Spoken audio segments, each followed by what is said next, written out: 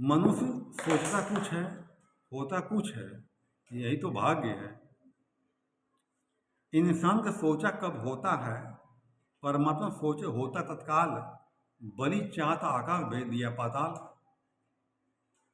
राजा बलि जो है यज्ञ कर रहे थे। पूरी कहानी आप लोगों को मालूम होगी। 100 यज्ञ कर रहे थे। 100 यज्ञ करने पर उनको इंद्रासन मिल जाता है। तो भगवान 52 अवतार में आते हैं, 52 रूप में, और उनको पाताल भेज देते हैं। वो है सोच कुछ रहा था, हुआ कुछ। भक्त प्रहलाद को हिरण्यकश्यप ने मारने की बहुत कोशिश की, लेकिन हो नहीं पाया। विधाता को भाग कुछ मंजूर और था। भगवान कृष्ण को कंस से मारने की बहुत कोशिश की, लेकिन नहीं मार पाया। भाग कुछ और मंजूर था।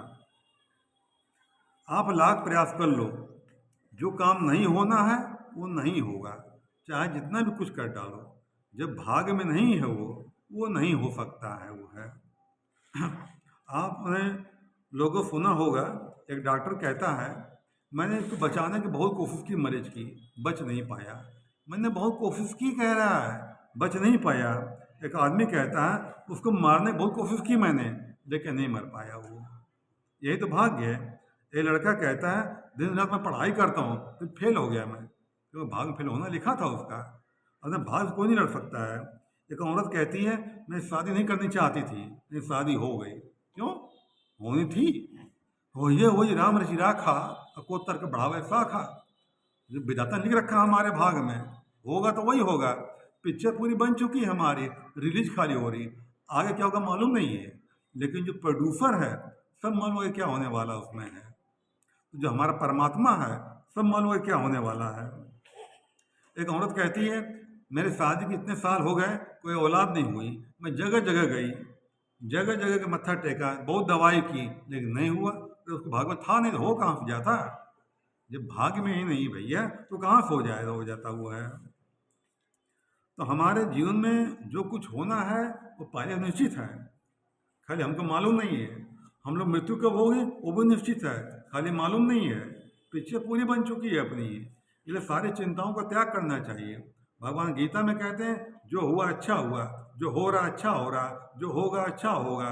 क्या लाए तुमने क्या खो दिया? जो लाए यहीं लाए, जो दिया यहीं दिया, जो लिया यहीं लिया। इसलिए इंसान को चिंता नहीं करनी चाहिए। आप लाख प्रयास करने पर कोई काम नहीं हो पा रहा है, साक्षी बन के देखो, जो हो रहा नियति की मर्जी से हो रहा है।